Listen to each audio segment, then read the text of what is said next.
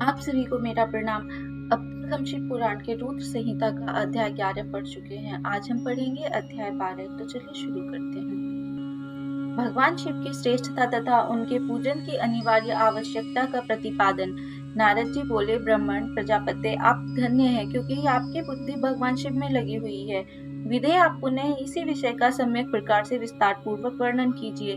ब्रह्मा जी ने कहा, तात एक समय की बात है, मैं सब ओर से ऋषियों तथा देवताओं को बुलाकर उन सबको क्षीर सागर के तट पर ले गया, जहाँ सबका हित साधन करने वाले भगवान विष्णु निवास करते हैं। वहाँ देवताओं के पूछने पर भगवान विष्णु ने सबके लिए शिव पूजन की ही श्रेष्ठता बतलाकर यह कहा कि एक मुहूर्त या एक क्षण भी जो शिव का पूजन नहीं किया जाता है वही हानि है, वही महान चित्र है, वही अंधापन है और वही मूर्खता है।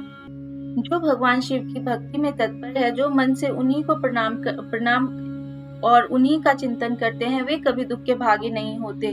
जो महान सौभाग्यशाली पुरुष मनोहर भवन, सुंदर आभूषणों से विभूषित स्त्रियां, जितने से मन को संतोष हो, उतना धन, पुत्र, पौत्र आदि संतति, आरोग्य, सुंदर शरीर, अलौकिक प्रतिष्ठा, स्वर्गीय सुख, अंत में मोक्ष रूपी फल अथवा परमेश्वर शिव की भक्ति चाहते हैं, वे पूर्व जन्मों के महान पुण्य से भगवान सदाशिव की पूजा अर्चना में प्रवृत्त होते हैं। जो पुरुष नित्य भक्ति परायण हो, शिवलिंग की पूजा करता है, उसको सफल सिद्धि प्राप्त होती है तथा वह पापों के चक्कर में नहीं पड़ता। भगवान के इस प्रकार उपदेश देने पर देवताओं ने उन श्री हरि को प्रणाम किया और मनुष्यों की समस्त कामनाओं की पूर्ति के लिए उसमें शिवलिंग देने के लिए प्रार्थना की। मुनि श्रेष्ठ उस प्रार्थना को सुनकर जीवों के उद्धार में तत्पर रहने वाले भगवान विष्णु ने विश्वकर्मा को बुलाकर कहा, विश्वकर्मण, तुम मेरी आज्ञा से संपूर्ण देवताओं को सुंदर शिवलिंग का निर्माण करके दो। तब विश्वकर्मा ने मेरी और श्री हरि की आज्ञा के अनुसार उन देवताओं को उनके अधिकार के अनुसार शिवलिंग बनाकर दिए। उन्हें श्रेष्ठ नारद, किस देवता को कौन सा शिवलिंग प्राप्त हुआ, इसका वर्णन आज मैं कर रहा हूँ, उसे सुनो। इंद्र पद्मराग मणि के बने हुए शिवलिंग की और कुबेर सुवर्णमय लिंग की पूजा करते हैं। धर्म पीत मणि में यानी पुखराज के बने हुए लिंग की पूजा तथा वरुण श्याम वर्ण के शिवलिंग की पूजा करते हैं। भगवान विष्णु इंद्र नीलमणि में ब्रह्म हेम में लिंग की पूजा करते हैं। मुने विश्वेद देवगण चांदी आदि के शिवलिंग, वसुगण पीतल के बने हुए शिवलिंग तथा दोनों अश्विनी कुमार पार्थिव लिंग की पूजा करते हैं। लक्ष्मी देवी स्फटिकमय लिंग की, आदित्यगण ताम्रमय लिंग की, राजा सोम मोती के बने हुए लिंग तथा अग्निदेव वज्र यानी हीरे के लिंग की उपासना करते हैं। श्रेष्ठ ब्राह्मण और उनकी पत्नियां मिट्टी के बने हुए शिवलिंग का, मयासुर चंदन निर्मित लिंग का और नागगण मूंगे के बने हुए शिवलिंग का आदर पूर्वक पूजन करते हैं। देवी मक्खन के बने हुए लिंग की, योगी जन भस्ममय लिंग की, यक्षगण दधि निर्मित लिंग की, छाया देवी आटे से बनाए हुए लिंग की और ब्रह्मपत्नी रत्नमय लिंग शिवलिंग की निश्चित रूप से पूजा करती है। बाणासुर पारद या पार्थिव लिंग की पूजा करता है। दूसरे लोग भी ऐसा ही करते हैं। ऐसे ऐसे शिवलिंग बनाकर विश्वकर्मा ने विभिन्न लोगों को दिए तथा वे सब देवता और ऋषि उन लिंगों की पूजा करते हैं। भगवान विष्णु ने इस तरह देवताओं को उनके हित की कामना से शिवलिंग देकर उनसे तथा मुझ ब्रह्मा से पिनाक पाणी महादेव के पूजन की विधि भी बताई।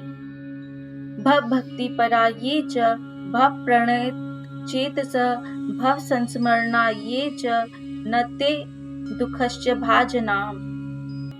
पूजन विधि संबंधी उनके वचनों को सुनकर देव शिरोमणियों सहित मैं ब्रह्मा हृदय में हर्ष लिए अपने धाम में आ गया।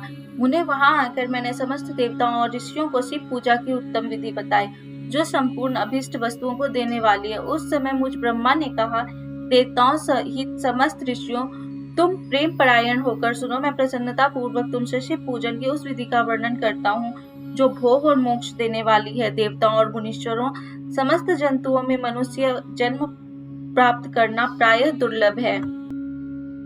उनमें भी उत्तम कुल में जन्म तो और भी दुर्लभ है। उत्तम कुल में भी आचारवान ब्राह्मणों के यहाँ उत्पन्न होना उत्तम पुण्य से ही संभव है। यदि वैसा जन्म सुलभ हो जाए तो भगवान शिव के संतोष के लिए उस उत्तम कर्म का अनुष्ठान करें जो अपने वर्ण और आश्रम के लिए शास्त्रों द्वारा प्रतिपादित है। जिस जाति के लिए जो कर्म बताया गया है उसका उल्लंघन न करें। जितनी संपत्ति हो उसी के अनुसार दान करें। कर्म में सहस्त्रों यज्ञों से तपो यज्ञ बढ़कर है। सहस्त्रों तपो यज्ञों का जप यज्ञ का महत्व अधिक है। ध्यान यज्ञ से बढ़कर कोई वस्तु नहीं है। ध्यान ज्ञान का साधन है, क्योंकि योगी ध्यान के द्वारा अपने इष्ट देव समरसिव का साक्षात्कार करता है। ध्यान यज्ञात् परम नास्ति ध्यानम ज्ञानस्य साधनम यतः समरसम श्रेष्ठम योगी ध्यानेन पश्यति। यत्र यत्र यथा भक्ति कर्तव्यम पूजनादिकम विना पूजन दानादि पातकम न च दूरतः। ध्यान यज्ञ में तत्पर रहने वाले उपासक के लिए भगवान शिव सदा ही सन्निहित हैं। जो विज्ञान से संपन्न है, उन पुरुषों की स्तुति के लिए किसी प्रायश्चित आदि की आवश्यकता नहीं है। मनुष्य को जब तक ज्ञान की प्राप्ति न हो तब तक वह विश्वास दिलाने के लिए कर्म से ही भगवान शिव की आराधना करे। जगत के लोगों को एक ही परमात्मा अनेक रूपों में अभिव्यक्त हो रहा है। एकमात्र भगवान सूर्य एक स्थान में रहकर भी जलाशय आदि विभिन्न वस्तुओं में अनेक से दिखते हैं।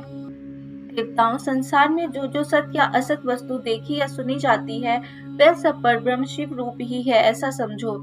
जब तक तत्व ज्ञान न हो जाए तब तक प्रतिमा की पूजा आवश्यक है। ज्ञान के अभाव में जो भी प्रतिमा पूजा की अवहेलना करता है उसका पतन निश्चित है। इसलिए ब्राह्मणों, यह यथार्थ बात सुनो। अपनी जाति के लिए जो कर्म बताया गया है उसका प्रयत्न पूर्वक पालन करना चाहिए।